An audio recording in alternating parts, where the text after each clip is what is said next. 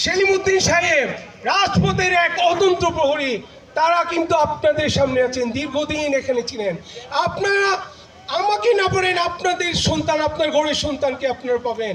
আমরা যদি আজকে ভোটের মাঠে স্ট্যান্ডবাজি করি ভাই, আমরা স্ট্যান্ডবাজি করার জন্য আসি নাই, আমরা আসছি একটা কমিটমেন্ট দেওয়ার জন্য।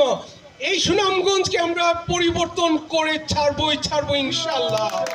এটার জন্য সর্বোচ্চ ত্যাগ স্বীকার করতে আমরা প্রস্তুত, আপনারাও প্রস্তুত থাকবেন। আগামী দিনে সুনামগঞ্জকে ভাই মুক্ত করতে হবে, আগামী দিনে সুনামগঞ্জকে সিন্ডিকেট মুক্ত করতে হবে, বিএনপিকে গণমানুষের গণদলে পরিণত করতে হবে, এবং আপনাদের প্রত্যাশা এই বিএনপি আগামী দিনে উপরে যাবে ইনশাল্লাহ। আপনাদের কাছে আজকে যারা অনেকে আসতে পারেন নাই, পদ পদবি পাবেন না, মোটেও আপনারা মনে করবেন না আপনারা বিএনপি থেকে ছিটকে পড়েছেন, মোটেও না। আগামী দিনে যে কোনো যারা এই কমিটিতে আসবেন তারা ধরেন ভিন্ন ধরনের যোগাযোগের জন্য করবেন, কিন্তু বাকি উন্নয়ন অন্য সব কাজ আপনাদের স্যাক্রিফাইস 17 বছর যে ত্যাগ স্বীকার করেছেন সেটার ভিত্তিতে হবে। আমি ফজলুল হক আসফি সাহেবের সন্তান, আমার বাবা দীর্ঘদিন আপনাদের এখানে কাজ করে গেছেন।